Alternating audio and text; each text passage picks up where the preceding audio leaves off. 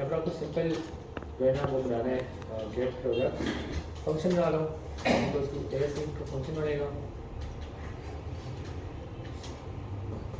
और यहाँ पर ट्राई केस रख लो, ठीक है। और सेम टू सेम यहाँ पर कॉन्स्ट आएगा, const response equals to await axios dot gate.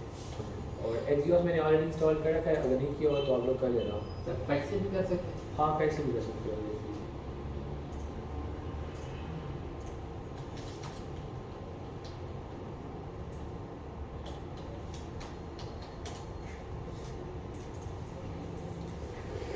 ये वाली एपीआई हम यूज़ कर लेते हैं।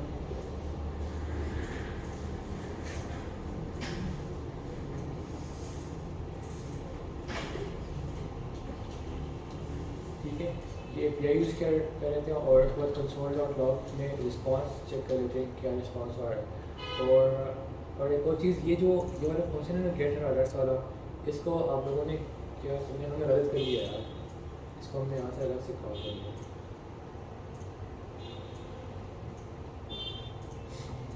पेज के अंदर नहीं करना, यहाँ पर, ठीक है। पेज के अंदर तो हम इसको कॉल करेंगे यहाँ पर। सो ऊपर एन नहीं है।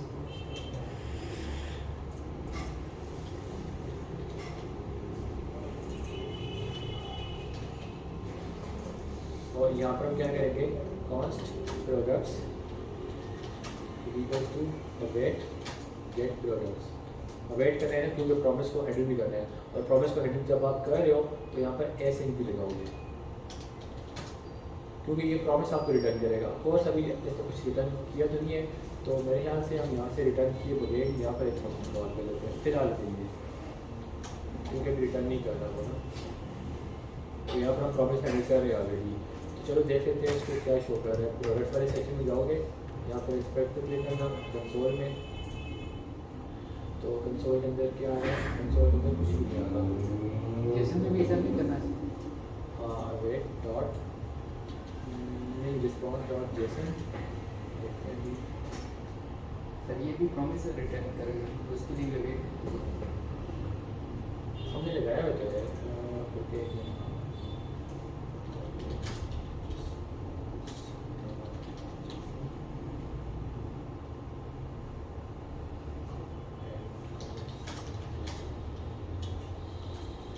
वैसे एक्सियोस के साथ जैसे में कन्वर्ट तो नहीं करना पड़ता, वो तो फेच के साथ करना पड़ता है। एक्सियोस खुद ही कर लेते हैं उसको, एक्सियोस खुद कर लेते हैं, ठीक है। एक्सियोस जैसे डाटा में खुद कन्वर्ट कर लेते हैं, फेच जब आप यूज़ करोगे फिर आपको इस तरह सीखना पड़ेगा।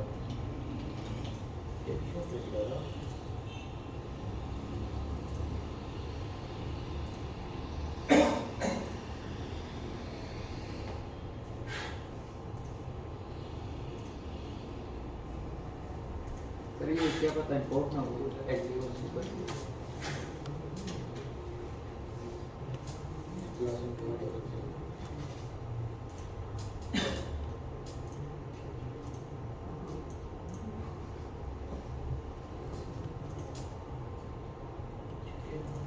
एक मिनट इसको हम ना पूरा करते हैं। मैं क्या करता हूँ, रिटर्न रिस्पॉन्स डॉट डेटा और उसके अंदर डॉट प्रोडक्ट्स होंगी, वो मैं करता हूँ। और यहाँ पर आप इसको प्रॉमिस हैंडल कर देना इसका, उसके बाद से को लेते हैं। और मैं क्या करता हूँ, कंट्रोल डॉट लॉग प्रोडक्ट्स, यहाँ से इसको यूज करेंगे। यस एक्चुअली आपको ना उसको रन करने के लिए आपको एक दफ़ा पेज के इनसाइड आना ही पड़ेगा, ठीक है। मतलब जो भी हमारे ऊपर फंक्शन बना है ना उसको रन करने के लिए, क्योंकि बगैर उसके वो रन ही नहीं होता। अब ये नेक्स्ट केस में आपको बहुत सारी नई नई चीज़ें, थोड़ा सा आपको उसका यूज़ टू होना पड़ेगा। जैसे आप रिएक्ट.जेएस के अंदर नॉर्मल फंक्शन में आप उसको कॉल कर लेते हैं, मदद हो जाता है, लेकिन नेक्स्ट.जेएस के अंदर इसीलिए उसको मैं ऊपर कॉल कर रहा हूँ, कॉल ही नहीं हो रहा। क्योंकि वो आ ही डायरेक्ट पेज के अंदर है, पेज से बाहर अभी नहीं निकल रहा, ठीक है। तो पेज के अंदर आपको उसको कॉल करना है, लेकिन पेज के अंदर आप डायरेक्ट उसको कॉल नहीं कर सकते क्योंकि ये खुद एक फंक्शन है। तो उसके अंदर आपको पहले जो यहाँ से रिटर्न करना पड़ेगा, और वो रिटर्न क्या कर रहा है, एक प्रोडक्ट की एरे रिटर्न कर रही है, लेकिन अगेन से वो क्या है, एक एसिंक्रोनस भी रिटर्न कर रही है। तो आपको यहाँ पर अवेट लगाना पड़ेगा, और इसके साथ अवेट लगाने के लिए आपको फिर यहाँ पर एसिंक लगाना पड़ेगा, क्योंकि बगैर इसके अवेट के यहाँ पर एसिंक लगाए आप यहाँ पर अवेट नहीं लगा सकते। तो सर हम प्रोडक्ट्स कॉल कर रहे हैं तो ऊपर से जो रिस्पॉन्स और डाटा डॉट प्रोडक्ट्स का प्रोडक्ट है। हाँ, पूरी एरिया ऑब्जेक्ट नीचे आ रही है ना, लेकिन वो एसिंक्रोनसली आ रही है, तो यहाँ पर हम अवेट यहाँ पर प्रॉमिस को हैंडल कर रहे हैं। सर ये हमने फंक्शन पेज के अंदर क्यों नहीं बनाया? ये वाला फंक्शन जो है ना, असल में अब हमारे पास जो नेक्स्ट CSS है वो SSR और CSR दोनों के साथ काम करता है, सर्वर साइड रेंडरिंग और क्लाइंट साइड रेंडरिंग का। ये हमारे पास फंक्शन है सर्वर का, ठीक है, ये हमारे पास फंक्शन है क्लाइंट का, ठीक है। CSR और SSR ये दोनों फंक्शन अलग अलग होते हैं। एक चीज़ सेकंड थिंग हमारे पास ये आ गई कि अगर मैं इस फंक्शन को यहाँ पर रखता हूँ तो ये कॉल ही नहीं करेगा उसको, ठीक है, ये रन ही नहीं होगा। ये हम लोगों ने लास्ट टाइम भी करके देखा था।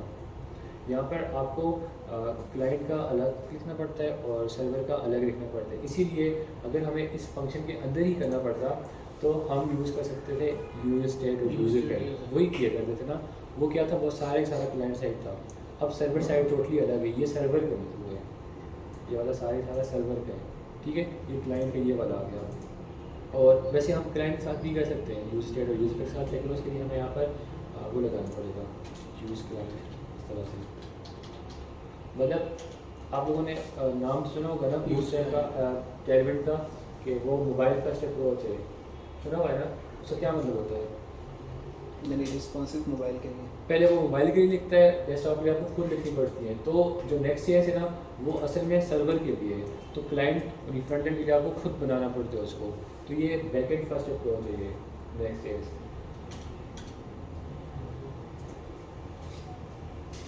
ठीक है। हालांकि फ्रेमवर्क है फ्रंट एंड का, लेकिन बैकएंड फर्स्ट अप्रोच है ये।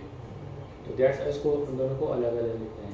और यहाँ से हम इसको रिटर्न कर रहे हैं, तो रिटर्न करके हम इसको नीचे कैच कर, मतलब यहाँ पर नीचे रिसीव कर रहे हैं। और अब तो सिंपल प्रोडक्ट्स के ऊपर क्या करनी है, हाँ मैपिंग करनी है, वो तो आप कर सकते हो, ठीक है। ये आ चुकी है हमारे पास ऑलरेडी, एरिया ऑफ ऑब्जेक्ट आ चुकी है।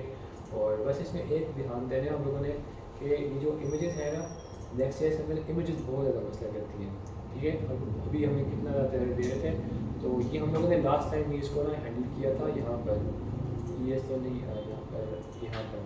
तो उसको आपको प्रोटोकॉल देना पड़ता है यहाँ पर, मतलब आप जो भी API यूज़ कर रहे हो ना, उसके आपको प्रोटोकॉल देना पड़ता है कि वो HTTPS से आ रही है, और साथ होस्ट नेम भी देना पड़ता है कि dummyjson.com। तो अभी मैं यूज़ करूँगा मुझे एरर नहीं देगा, लेकिन आप यूज़ करोगे आपको बहुत ज़्यादा एरर देगा, क्योंकि ये आपको नहीं लगा होगा। तो इस फाइल के अंदर, और ये चेंज होगा अगला फॉर्म, ठीक है। आप जिस भी API का लिखोगे ना, अब हम अगर अपनी APIs लगाएंगे तो हमें उनके यहाँ पर होस्ट नेम देना पड़ेगा, वो /3000/API वो वाला, ठीक है। तो वो हमें यहाँ पर देना पड़ेगा फिर, अदरवाइज आप नहीं यूज़ कर सकते इमेजेस को। ये हो गया। और हाँ, हम उसको अभी और ज़रा लगाओ ना, ये प्रोडक्ट्स पर मैप लगाओ, सिंपल मैप लगाना है, अच्छा, और कुछ भी नहीं करना, ऑलरेडी हैंडल हो चुके हैं।